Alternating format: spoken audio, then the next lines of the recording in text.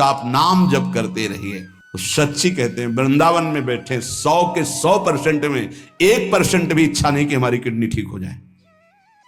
इससे बड़ा साक्षी हम नहीं दे सकते, क्योंकि वृंदावन हमारा प्राण सर्वस्व जीवन है। कई लोग ऐसे आए कि मैं डिप्रेशन में था, जब से प्रवचन सुना राधा राधा जपा सब खत्म हो गया। बाहर से सुनकर राधा राधा खत्म हो जाए, अगर आपको कहीं ऐसा है इसका मतलब आप बात ही नहीं सुन रहे, नाम ही नहीं जप रहे। अगर आप मान ले तो निर्विघ्न आपका समय जाने लगेगा। 24 घंटे में एक बार आपकी कुटिया में ताली या मंजीरा बजना चाहिए और जोर से नाम होना चाहिए, राधा राधा या राधा वल्लभ श्री हरिवंश, या जो और अन्य उपासना वाले हैं अपने उपास्य देव का नाम कीर्तन। नाम का विस्मरण होना मृत्यु समझे उपासक। नाम को पकड़ लीजिए। कह रहे अवशेषानाप यन्नाम कीर्तते सर्व पातकै, कोई भी अपराध कोई भी पाप नहीं बचेगा, नाम सबका नाश कर देगा। बस जपते रहिए। जैसे सिंह के सामने दहाड़ में न हिरन टिकता है न कोई भेड़िया टिकता है, सब भागते नजर आते हैं, ऐसे ही राधा राधा राधा तो अपराध पाप दुर्वासनाएं सब भाग जाती है हृदय से, हृदय निर्मल हो जाता है। पर निरंतर दीर्घ काल, श्री पातंजलि जी कह रहे सातु दीर्घ काल निरंतर सत्कार सेवितो दृढ़ भूमि, आदर सहित दीर्घ काल तक निरंतर जपा जाए। यदि कहीं भावपूर्वक नाम जपा जाए तो बहुत जल्दी नाम का प्रकाश हो जाए। पर भावनाओं तो चिंता मत करना, भाव कुभाव अनखालसहु नाम जपत मंगल दिस दसहु। पर यहां कह रहे हैं यदि भावपूर्वक जपा जाए तो आंसू निकलने लगेंगे, राधा राधा राधा, और रोने का मन होगा। असल आपसे पूछा जाए क्यों रो रहे हैं तो आपके पास कोई उत्तर नहीं होगा, मुझे कुछ याद आ रहा है या किसी या कुछ नहीं, आप उत्तर नहीं दे पाएंगे, बस आंसू चल रहे हैं। सर्वोत्तम साधना नाम की, जैसे धातु को शुद्ध करने के लिए अग्नि में डाला जाता है, जलाकर मल रहित कर देती है, ऐसे नाम से एक अग्नि पैदा होती है, साधक उसको सहे। जब अग्नि जैसे होती तो ताप होता है, ऐसे नाम जपने से हृदय में एक जलन पैदा होगी जो तुम्हारी दुर्वासनाएं छुपी हुई उनको भस्म करेगी। उस समय आप विचलित मत होइएगा, गंभीर धैर्यपूर्वक उस ताप को सह लीजिएगा। विश्वास कीजिए अनंत जन्मों की जलन मिट जाएगी अगर सह गए। अगर मनुष्य नाम के बल से इस जलन को सह जाए तो फिर नरक यंत्रणा, मां के गर्भ में जाना, ये सब खत्म हो जाएगा। देखो हम बड़े बड़े कष्ट सहने के लिए तैयार हो जाते हैं जब हमें पता हो जाता है कि अब हमको ऑपरेशन करवाना ही पड़ेगा। अब फिर राजी हो जाते हैं, पैसा दे देते हैं, दस्तखत कर देते हैं कि यदि हम मर जाएं तो आपका कोई दोष नहीं। क्यों? अब वो पीड़ा हटानी है। हो सकता है महीनों बिस्तर में हमें, हो सकता है इन्फेक्शन भी हो जाए, परेशान, पर ऑपरेशन करना ही पड़ेगा। ऐसे ही मान लीजिए अब ये ऑपरेशन करना ही पड़ेगा। जन्म जन्मांतरों से हमारा भव रोग बढ़ चुका है, अब ऑपरेशन के लिए तैयार हो जाइए।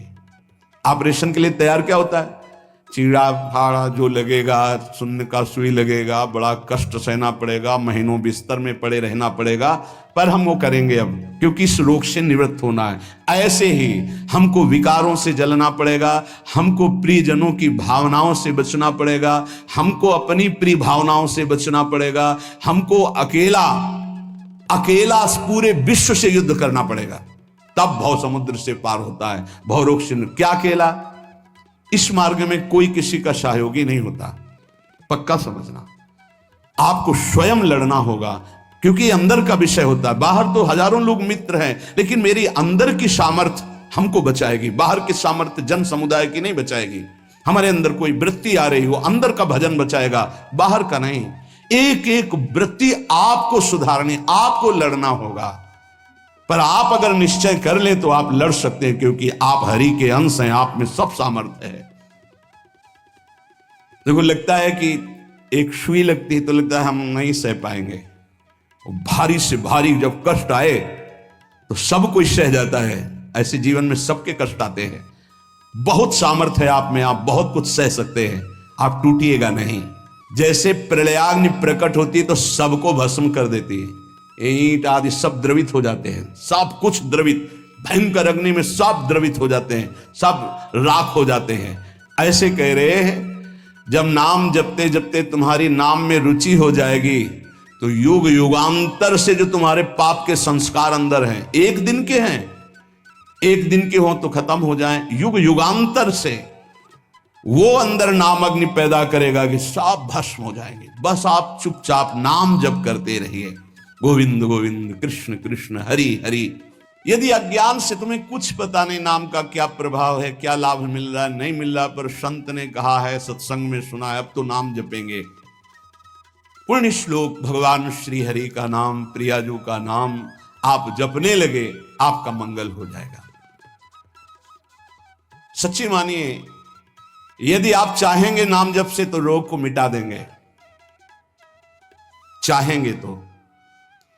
पूरे धन्वंतरी जी ने आयुर्वेद का शोध करके देखा तो जो औषधियों में शक्ति पाई गई उससे लाखों गुना बढ़ करके रोग मिटाने की शक्ति भगवान के नाम में पाई गई। जैसे किसी वैज्ञानिक कैंसर के विशेषज्ञ जब उन्होंने सरकार की बात सुनी कि दतून करते हैं ऐसे, तो उन्होंने कहा इसका विज्ञान सपोर्ट नहीं करता है, क्योंकि विज्ञान प्राकृतिक बुद्धि का सपोर्ट करता है। भजन बल से वो किसी के रोग नष्ट नहीं करते थे, बहुत दैन्यता से वो रोग, तो दया आ गई, करुणा आ गई, उस रोग को अपने ऊपर ले लिया और उसके रोग की निवृत्ति कर दी। जैसे भाई जी को करुणा आई, राधा बाबा के रोग को अपने ऊपर ले लिया, उनको रोग की निवृत्ति कर दी। ऐसे महापुरुष जन कर नाम से वो अपने रोग नहीं मिटा सकते थे क्या? अपना पैर कटवा लिया, अपना नहीं करते, क्योंकि लिया है उन्होंने, स्वीकार। यही तो संत महापुरुषों की महिमा गाई गई है कि वो दूसरों के लिए अपने कष्ट को बढ़ा देते हैं और उनको पता नहीं है, उनको पता भी नहीं चल। राधा बाबा को तो श्री कृष्ण चंद्र जी ने कहा कि जो भाई जी महीनों से अस्पताल में पड़े, ठीक नहीं हो रहे, वो आपका प्रारब्ध भोग रहे। तब बाबा जाकर के बोल, भाई जी ने कहा क्यों व्यर्थ की बात।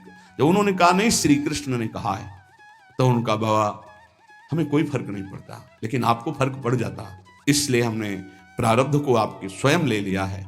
अब आप एक प्रसंग पर ध्यान दीजिए, महाप्रभु चैतन्य देव के।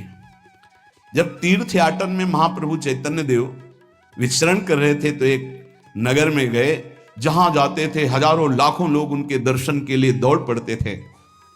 महाप्रभु साक्षात प्रेम मूर्ति, और भगवान करुणा करके ऐसे रूपों में आते हैं जगत मंगल करने के लिए।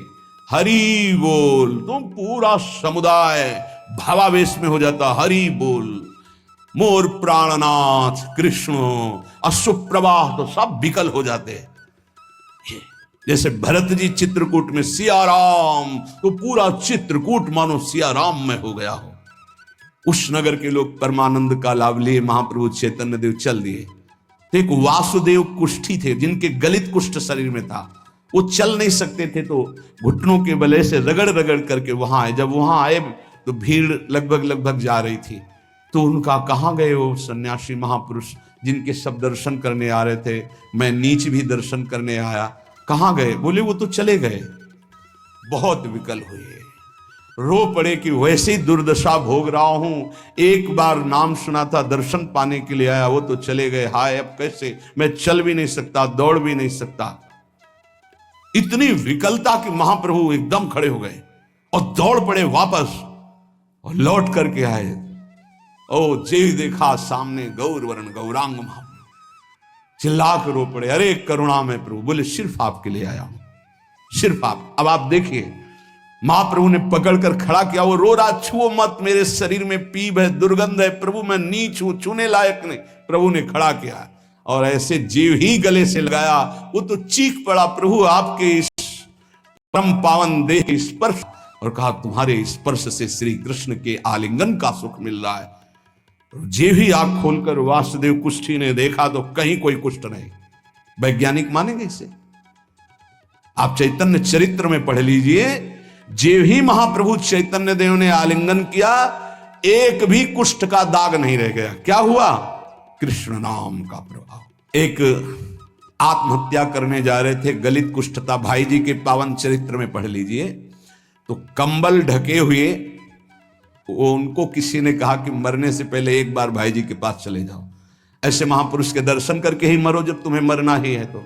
पर एक बार उनका उद्देश्य था कि भाई जी के पास जाएगा तो इसका विचार बदल जाएगा, आत्महत्या का जो है ये विचार नहीं रहेगा।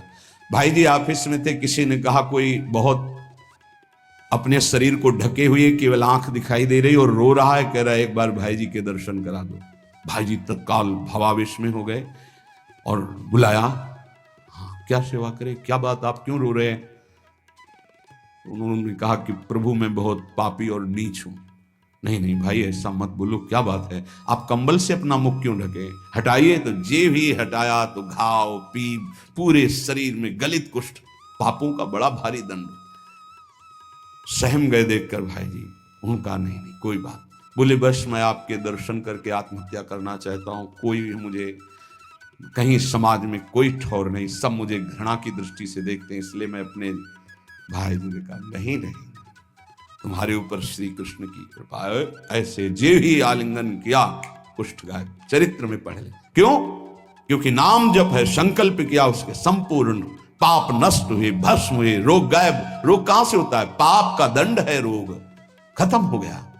कितना भी बड़ा रोग हो जो किसी और औषधि से न खत्म हो रहा हो और नाम जब किया जाए और संकल्प कर दिया जाए कि ये रोग ठीक हो जाए, तो हरिनाम औषधि से बड़ा असाध्य रोग भी ठीक हो जाता है। बोले कर लो अपनी किडनी ठीक, बीमार तो हो आप। तो सच्ची कहते हैं वृंदावन में बैठे 100 के 100% में 1% भी इच्छा नहीं कि हमारी किडनी ठीक हो जाए। इससे बड़ा साक्षी हम नहीं दे सकते, क्योंकि वृंदावन हमारा प्राण सर्वस्व जीवन है। 1% 100 में नहीं कि ठीक हो जाए, जैसे चला रहे वैसे चलाओ। अब इससे हमें ठीक होने का तात्पर्य नहीं, क्योंकि जो ठीक होना चाहिए वो ठीक हो गया। हम भले हैं, बुरे हैं, नीच हैं, अच्छे हैं, जैसे हैं, अपनी प्रियाजू के ठिकाना मिल गया गोरे चरणारविंद का, इसलिए इसकी जरूरत नहीं है। आप चाहे 100 वर्ष रखो, चाहे 1 सेकंड में इसको बुला लो, कोई परवाह नहीं इसकी।